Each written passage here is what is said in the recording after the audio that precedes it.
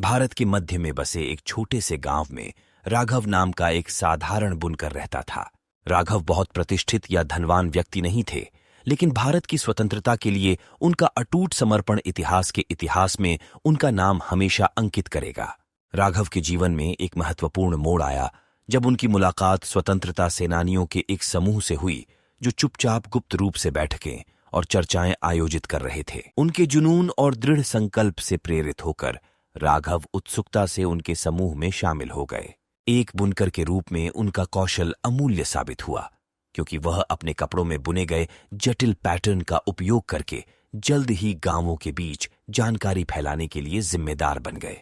राघव द्वारा काता गया प्रत्येक धागा और उसके द्वारा डिजाइन किया गया प्रत्येक पैटर्न छिपे हुए संदेशों को ले जाता है।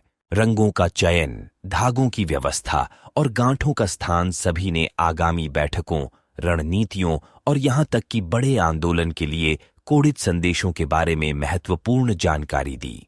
राघव का कपड़ा क्षेत्र भर के कस्बों और गांवों को जोड़ने वाला संचार का एक गुप्त नेटवर्क बन गया। जैसे जैसे ब्रिटिश अधिकारियों को बढ़ते प्रतिरोध आंदोलन पर संदेह हुआ, राघव की भूमिका और भी महत्वपूर्ण हो गई। उन्होंने अपने संदेशों को छिपाने के लिए नए तरीके ईजाद किए, उन्हें पारंपरिक डिजाइनों में शामिल किया जो पहली नजर में हानिरहित लगते थे।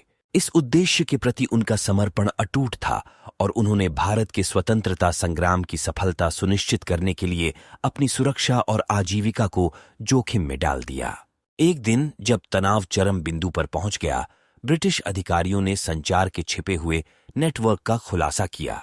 राघव को गिरफ्तार कर लिया गया और उसकी छोटी कार्यशाला पर छापा मारा गया।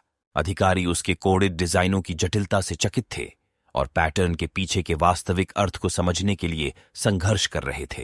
राघव ने पूछताछ और कठिनाइयों को सहन किया, एक बार भी अपनी रचनाओं में छिपे रहस्यों को उजागर नहीं किया। राघव के पकड़े जाने की खबर तेजी से फैल गई, जिससे स्वतंत्रता सेनानी और भी उत्साहित हो गए।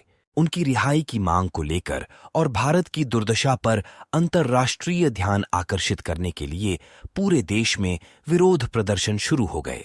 ब्रिटिश प्रशासन पर दबाव बढ़ गया, जिससे उन्हें आगे की अशांति से बचने के लिए राघव को रिहा करने के लिए मजबूर होना पड़ा। अपनी रिहाई के बाद राघव एक नायक के रूप में अपने गांव लौटा। उनके द्वारा बुने गए जटिल वस्त्र अब एक नया अर्थ रखते हैं, जो स्वतंत्रता के लिए तरस रहे राष्ट्र की अटूट भावना का प्रतीक है।